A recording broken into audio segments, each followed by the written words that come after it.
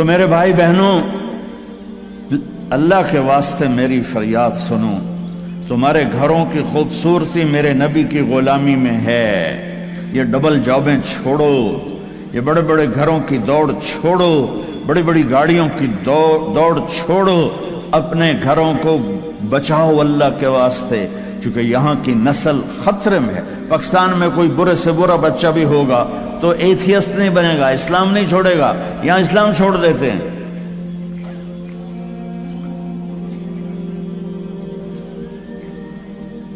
میں آپ کو اپنے گھر کی بتا رہا تھا، ایک بچہ مجھے ملنے آیا، کہنے لگا جی میں نے پورے پاکستان میں ٹاپ کیا ہے ایف ایس سی میں، اور کنگ جو ٹاپ کرتے ہیں وہ کنگ ایڈورڈ میڈیکل یونیورسٹی میں جاتے ہیں۔ تو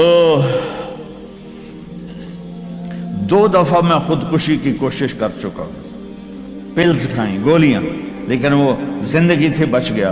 میں نے کہا بیٹا تو چھوٹا سا ہے، تو نے یہ خودکشی کی کیوں یہ تو نے قدم اٹھایا؟ کہا جی میرے امی اور ابو اتنا لڑتے ہیں کہ ڈسہارٹڈ ہو کر میں 2 دفعہ خودکشی کی کوشش کر چکا۔ ماں اور باپ کی لڑائی نے اتنے بریلینٹ قابل بچے کو مرنے پر مجبور کر دیا۔ کوئی بھوک نہیں تھی، سوکھے تھے، اچھا خوشحال گھرانہ تھا، لیکن خامد بھی بد زبان، بیوی بھی بد زبان، تو بچے خودکشی پہ آ گئے۔ بھائیو، اگر آپ اپنے آپ کو خوبصورت بنانا چاہتے ہو، دیکھو میں ہاتھ جوڑتا ہوں، سب دیکھو، اس زبان پر قابو پالو۔ یہ زبان خوبصورت ہو گئی، دل جڑ جائیں۔ بے کئی بیمہ فتوی نہ ٹھوک دو۔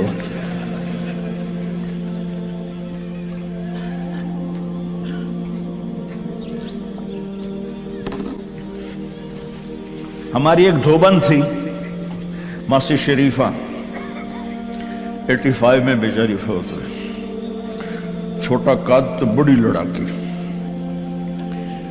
تو وہ ایک دن آئی میری بہن کے پاس، کہنے کہ بی بی اے میری نوماں بڑیاں لڑ دیاں میرے نال، 4 بیٹے تھے 4 بہن، تو میں نے کوئی تویز دے 4 میریاں نوکر بن جاؤں۔ میری بہن کو تو پتا تھا کہ لڑ دی تھا آپ، تو اس نے نا ایسے کاغذ پر کچھ لکھا کے نا یوں کر کے نا ایسے تعویذ کو رول کر کے، کماسی شریفہ اے تعویذ ہے بڑا سانپ کے رکھا ڈالا، جب تیری لڑائی ہونے لگے تو نے یہ تعویذ ایتھے رکھ کے چک مار دینا ہے۔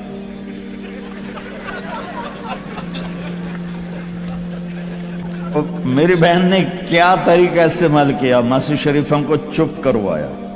اب تعویذوں کا بڑا مانتے ہیں ہمارے دیہاتوں میں، تو وہ ہفتے بعد آ گئی، کہنے کہ بی بی تو بڑا چنگا تعویذ دیتا ہے، میری تو ساری لڑائی ختم ہو گئی، کیونکہ ماسی شریفہ چپ ہو گئی۔ تو میں نے یہ 2 تعویذ بنائے ہیں، ایک آپ مستورات لے لو، ایک آپ لے لو، جب لڑائی ہو تو چک مار کے بہ گئے کرو، آپ کی لڑائی ختم ہو جائے گی۔ ہائے ہائے، ارے میرے بھائی، قربان جاؤں اہل بیت کے اخلاق پر۔ امام زین العابدین کو گالی دینا نبی کو گالی دینا ہے۔ حضرت حسین جن سے نسل چلی، ان کو ایک آدمی نے گالیاں دی ننگی، وہ یوں منہ کر کے بیٹھ گئے۔ ہائے ہائے ہائے ہائے، اس نے سمجھا کہ ان کو پتہ نہیں میں ان کو گالیاں دے رہا ہوں، تو وہ ادھر سے اٹھ کے سامنے آ کر کہنے لگا ایاک آنی، اور میں تینوں گالا کر رہے ہیں۔ آپ نے فرمایا وعن کا اغضی، اور میں بھی تجھے ہی معاف کر رہا۔ تو ایک دم قدموں میں گر کے پاؤں چومنے لگا کہ بے شک آل رسول کے اخلاق ایسے ہی ہوتے ہیں۔ میرے بھائیوں، اپنے گھروں کو اپنے نبی والی زندگی پہ لاؤ۔ میرا سر میرا ساتھ نہیں دے رہا، میں تفصیل ویسے بھی نہیں ہو سکتی، اشارہ کر رہا، اپنے نبی کی زندگی پڑھو، اپنے نبی کی زندگی پڑھو کہ آپ نے اپنے گھر کو کیسے چلایا، کس طرح آپ نے 11 گھروں کو نبھایا، 2 مہینے چولہا نہیں جلتا تھا اور بیویاں قربان ہو رہی ہیں، یہاں سب کچھ دے کر پھر بھی لڑائیاں ہیں، بچے برباد ہو رہے ہیں، نسلیں برباد ہو رہی، چھوٹی چھوٹی باتوں پر अड़ कर हमारे उस्ताद साहब थे मौलाना जमशेद साहब, वो हमें बहुत ज़्यादा सबक में फरमाते थे, जो हार मान जाएगा वही जीत जाएगा। हार मान जाया कर, झुक जाओ, झुक जाने। मेरे नबी ने फरमाया जो झुक गया और माफ कर गया, मैं गारंटर हूं अगर उसकी इज्जत कम हो तो मुझसे आके ले ले। जो माफ करेगा अल्लाह उसकी इज्जत बढ़ा देगा, जो बदला लेने पे आएगा पूरे घर को तोड़ के रख देगा। ये चंद रोजा जिंदगी है। मेरे नबी की दो सुन्नतें ले लो, एक जबान पे काबू, ये इस जबान पे काबू पा लो, इस जबान पे काबू पा लो, इस जबान पे काबू पा लो, तो आपके घरों के 90% मसाइल खत्म हो जाएंगे। और दिल को सबसे साफ रखो और अपने एक दूसरे का हाथ बढ़ाओ। अपने बच्चों को अपनी दौलत समझो, इनको यहां अच्छा मुसलमान बना के छोड़ो। अब ये नस्ल यहां रहने वाली है, वापस नहीं जाएगी। न तुम जाओगे न तुम्हारी नस्लें जाएंगी। एक पठान कोई बैठा हो तो पहले माफी मांगता हूं। तो एक पठान का खरगोश गुम हो गया, तो लोगों ने अफसोस किया कि खान जी आपका तो खरगोश गुम हो गया। तो वो कहने लगा, अरे भाई गम ना करो, हमने उसको नुस्वार खिलाया हुआ है, जब नशा टूटेगा हमारे पास ही आएगा। तो तुम्हें ऑस्ट्रेलिया की नस्वार लगी है, तुम पाकिस्तान वापस जाओगे? नहीं जाओगे, इधर ही रहोगे। लिहाजा यहां इस तरह जिंदगी सीखो कि आपकी नस्लें इस्लाम पे बाकी रहें। मैं इस ऐसे इदारों पर मेहनत करने वालों को सलाम पेश करता हूं, फजील साहब को, आसिम को और वसीम को, और इस तरह जितने भी कोशिश कर रहे हैं। दारुल उलूम गया था, वहां देखा था, जैसे अभी अब इन्होंने ऐलान किया, अभी हर जगह जब तुमने रहना यहां है तो यहीं खर्च करो। यहां ढूंढो कौन ज़कात का मुस्तहिक है, उसको ज़कात दो। यहां ढूंढो कौन जरूरतमंद है, वो गैर मुस्लिम भी है, तो सदका दो। ज़कात मुसलमान को है, सदका दो, ऊपर दो। ज़कात देने से आदमी सखी नहीं बनता और बखील भी नहीं रहता। रात भी इनके स्कूल आया था तो ये मैंने किस्सा सुनाया था कि ज़कात देने वाला एक होता है ना मर्द, एक होती है औरत, ये दरम्यान वाला कौन होता है? वो दसो। खुसरा।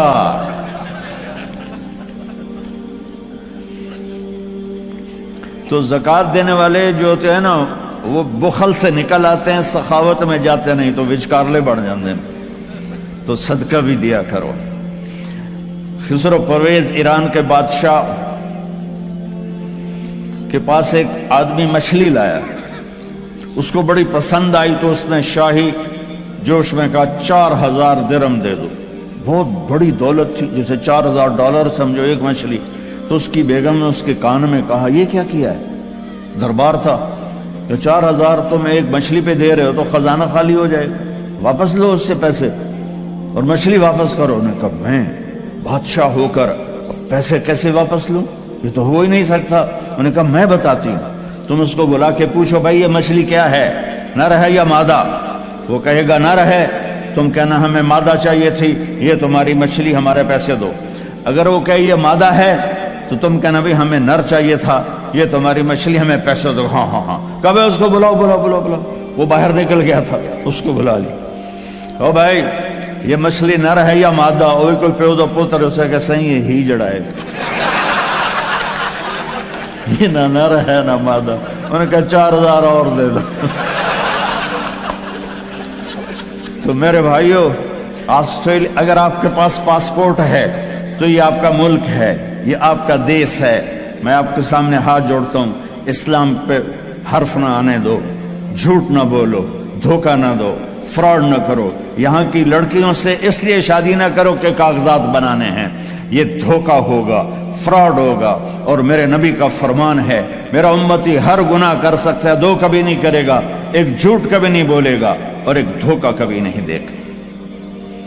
आप में जो ताजर बैठे हुए हैं टैक्स ना बचाओ, जो जॉबियन हैं उनका टैक्स तो अपने आप कट जाता है, लेकिन ये जो ताजर हैं ये हेरा फेरी करके टैक्स बचाते हैं। तो मैं आपके सामने हाथ जोड़ता हूं, सच्चाई पर पैसा कुर्बान कर दो, पैसे पर सच्चाई को कुर्बान न कर दो। अगर तुम्हारी कमाई 1 लाख है तो 1 लाख शो करो और उसके ऊपर जितना टैक्स बनता है अदा करो। अल्लाह तुम्हें पता नहीं कहां कहां से देगा। देखो ये लोग आप पे लगाते हैं, आप पर खर्च करते हैं, आपका हर सहूलत का ख्याल करते हैं। आप इस्लामी मुल्कों में 50 साल भी गुजार दो तो आपको पासपोर्ट नहीं देते, आप 4 साल गुजारते हो आपको पासपोर्ट देते हैं, आपको बराबर हुकूक देते हैं। आप इनको धोखा दो, किसी को भी धोखा देना हराम है। और जो इतने खैर खा हों उनको आप धोखा दें और टैक्स बचाएं। क्या करो, शादी पे लुटा देते हैं, शराबों पे लुटा देते हैं। रिस्क हलाल, शराबें ना बेचो, रिस्क हलाल कमाओ। अल्लाह से मांगो कि अल्लाह मैं तौबा करता हूं, मेरे लिए रास्ता निकाल, और फिर उसकी कोशिश करो, अल्लाह रास्ता दे दे। आप इनके साथ, वो अंग्रेजों के दौर में ना दिल्ली में एक वो पिक पॉकेट वाला था, जेब कतरा, तो उसका चेला शाम को 2 रुपए लेकर आया, तो उसने उसको थप्पड़ मारा कि सिर्फ 2 रुपए सारे दिन में। उन्होंने कहा उस्ताद जी आज एक बड़ा माल चुराया था, एक अंग्रेज की जेब काटी थी, लेकिन 4 कदम चला तो मुझे ख्याल आया सुभान कि अगर क़यामत के दिन ईसा अलैहिस्सलाम ने मेरे नबी को गिला दे दिया कि आपके उम्मती ने मेरे उम्मती की जेब काटी थी, तो मेरे नबी को शर्मिंदा होना पड़ेगा। तो मैंने वो पैसे उसको वापस कर दिए और ये 2 रुपए अपने दे कप्पे। तो उसने खुश होकर उसको 10 रुपए इनाम दिया। तो भाइयों देखो, कल क़यामत के दिन अपने नबी को शर्मिंदा होने न देना कि धोखा, फ्रॉड। नौजवान शादियां करते हैं कि पेपर बन जाएं। रियल शादी करो ठीक है, लेकिन पेपर बनाने के लिए अल्लाह के वास्ते ऐसा धोखा। अब ताजर हो, अल्लाह के वास्ते टैक्स ना चुराओ, यहाँ के कानून की पासदारी इनसे भी ज्यादा करो। हमारे मुल्कों में टैक्स नहीं देते कि हेरा फेरी है, हुकूमत के कारिंदे खा जाते हैं, कुछ रास्ते में इधर उधर हो जाता है, कुछ थोड़ा बहुत लग भी जाता है, तो वहां तो इसलिए वो टैक्स नहीं देते।